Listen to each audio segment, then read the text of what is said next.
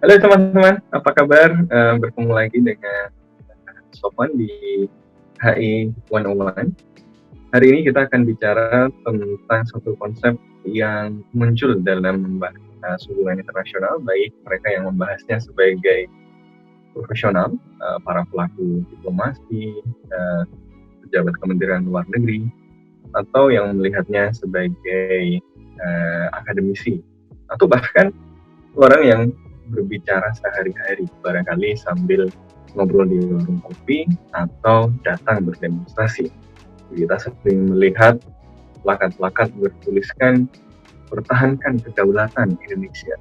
Atau kalau lagi rame begini, kita sedang sering mendengarkan cerita-cerita misalnya tentang aktivitas sebuah negara asing, misalnya di Laut Cina Selatan, yang disebut-sebut mengganggu kedaulatan negara-negara di Asia Tenggara untuk Indonesia. Kita misalnya Pak Presiden sampai ribut-ribut dengan pemberitaan yang luar biasa datang ke Natuna untuk menunjukkan bahwa ini adalah wilayah kedaulatan Indonesia. Tapi apa sih kedaulatan itu? Kedaulatan atau dalam bahasa Inggrisnya sovereignty adalah konsep dasar di dalam hubungan internasional yang seringkali dipandang sebagai prinsip yang menjadi fondasi dari sistem internasional hari ini, yaitu sistem internasional yang berbasis negara bangsa. Maka konsep kedaulatan ini sendiri, konsep sovereignty ini sendiri, yang melekat kepada keberadaan negara bangsa itu sendiri sebagai sebuah tatanan politik. Arti kedaulatan itu sendiri apa? Kedaulatan secara praktis dia berarti sebuah kewenangan atau hak atau otoritas untuk mengatur tanpa ada intervensi atau campur tangan dari kekuatan lain.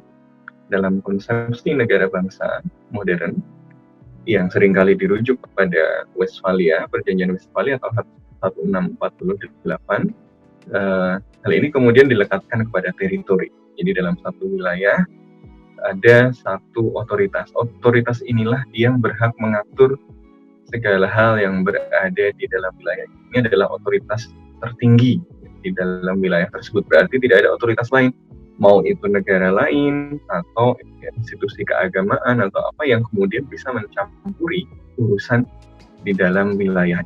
Nah, disinilah kemudian hal ini digunakan sampai hari ini. Misalnya, kalau wilayah Indonesia itu dari Sabang sampai Merauke, kalau ada kekuatan lain di luar Indonesia, di luar pemerintah Indonesia yang sah, kemudian mengatur sesuatu, misalnya mengambil suatu sumber daya alam seperti ikan misalnya, atau melakukan pembunuhan atau tindakan hukum atau kekerasan tertentu yang seharusnya dimonopoli oleh yang berdaulat di negara itu, maka itu adalah pelanggaran kedaulatan karena teritori wilayah tersebut itu melekat kedaulatannya di bawah satu otoritas tertentu, yaitu negara. Dalam hal ini adalah negara Indonesia.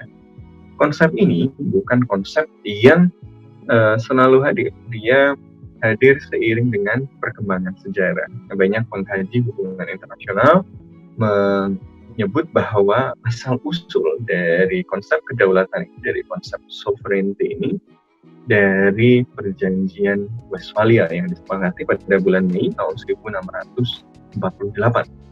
Sehingga kita sering mendengar para pengkaji hubungan internasional menyebut Westphalian Order, ya, tatanan Westphalia. Kenapa? Ya karena para pengkaji ini berpendapat bahwa sistem internasional hari ini tentu tidak muncul dalam semalam. Ini berkembang pada titik awalnya adalah perjanjian Westphalia tersebut.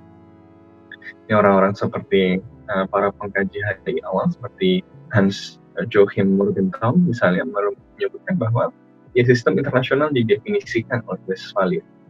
Tapi apa yang terjadi pada Westphalia? Westphalia itu sendiri adalah sebuah perjanjian perdamaian yang mengakhiri perang 30 tahun.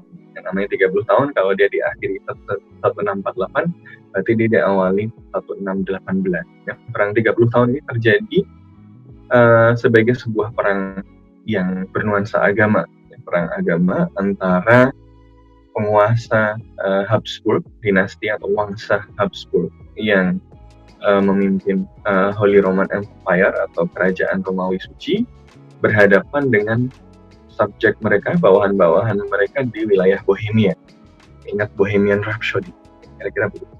Nah, itu kemudian nanti berkembang meluas di wangsa Habsburg yang ada di Austria dan di Spanyol, yang kemudian bersekutu dengan pangeran-pangeran Jerman yang Katolik, nanti akan berhadapan dengan negara-negara seperti kerajaan-kerajaan seperti Swedia, Denmark, Prancis, ya, dan para pangeran Jerman yang beragama Protestan. Nah, konflik agama ini kemudian menghadirkan krisis kemanusiaan yang luar biasa. Ya, kalau dicatat oleh para sejarawan, Jerman itu ini ada perdebatan 2/3 penduduknya, ini kalau estimasi besarnya, estimasi kecilnya 1/4 penduduknya tewas menjadi korban dari konflik 30 tahun ini. Ya, karena lelah berkonflik, akhirnya orang-orang ya sudahlah kita akhiri saja deh konflik ini. Cara untuk mengakhiri konflik bagaimana? Logikanya sederhana. Kalau konflik itu dulu terjadi karena adanya otoritas yang tumpang tindih. Ini otoritasnya pangeran ini harus loyal kepada siapa? Penduduk ini harus loyal kepada siapa? Dia harus loyal kepada kaisar, kepada wangsa Habsburg, kepada pangerannya sendiri, atau otoritas keagamaan kepada gereja, yang di situ juga ada macam-macam otoritas lain lagi. Maka tumpang tindih, karena tumpang tindih inilah kemudian terjadi instabilitas yang memicu konflik. Supaya kemudian tidak terjadi konflik, otoritas atau kedaulatan tadi itu dilekatkan saja pada satu otoritas. Jadi kita bagi saja wilayah Eropa menjadi teritori-teritori, jadi wilayah-wilayah yang saklek, yang di dalamnya cuma ada satu otoritas yang berkuasa, satu otoritas yang berdaulat. Nah, inilah yang kemudian menjadi dasar dari Westphalia, walaupun banyak ahli belakangan kemudian menyebutkan bahwa ya mereka tidak secara eksplisit membangun sebuah sistem yang namanya negara bangsa tadi, sehingga orang-orang seperti Fillmore misalnya mengkritik pandangan para pengkaji HI awal seperti Morgenthau yang menyebut sistem internasional hari ini Westphalia. Tapi anyway, itu perdebatan untuk hari lain. Nah, yang penting pada periode itu, entah benar-benar dimulai pada Westphalia atau kemudian berkembang setelahnya, yang jelas konsep kedaulatan ini hadir sebagai jawaban atas konflik keagamaan yang terjadi di Eropa, yang terjadi dalam konteks otoritas tumpang tindih di dalam sistem internasional pada waktu itu. Nah, makanya kemudian kalau dilacak dari segi pemikiran, kita bisa merujuk gagasan-gagasan awal kedaulatan itu hadir sebagai reaksi atas konflik-konflik ini. Jean Bodin, bacanya gimana tuh ya? Jean Bodin, misalnya. Nanti Mas Abid bisa menceritakan. Itu bertutur berkata bahwa ya supaya kita bisa mencegah konflik, kedaulatan atau kekuasaan paling mutlak, paling penuh itu ya harus dikumpulkan pada satu tangan, si penguasa, si raja. Si raja hanya boleh tunduk pada satu kekuatan saja, yaitu kekuatan Tuhan. Maka ini konsep kedaulatan awal di Jean Bodin ini masih belum, negara masih di bawah Tuhan. Ya, negara masih di bawah otoritas spiritual. Ya. Nah, ini kemudian nanti dikembangkan lebih jauh lagi oleh Hobbes yang kehidupannya tragis, lahir langsung menghadapi perang. Dengan lebih jauh lagi, kalau ingin konflik-konflik ini selesai, Hobbes bilang ya, dalam Leviathan nanti, bahkan otoritas keagamaan harus tunduk di bawah satu otoritas sekuler yang namanya negara. Dan inilah yang kemudian kita kenal menjadi konsep kedaulatan modern, ya, di mana kemudian di dalam satu wilayah hanya ada satu otoritas, semua otoritas lain mau sekuler, mau duniawi, mau spiritual, semuanya tunduk pada satu otoritas, yaitu negara. Dan inilah yang kemudian menjadi dasar dari sistem negara bangsa. Di dalam hubungan internasional, kemudian ini menjadi dasar baik kedaulatan berbagai prinsip-prinsip seperti non-intervention. Ya, satu negara tidak boleh mengintervensi negara lain. Demikian HI 101 hari ini. Semoga menambah pemahaman kita tentang hubungan internasional. Sampai jumpa lagi.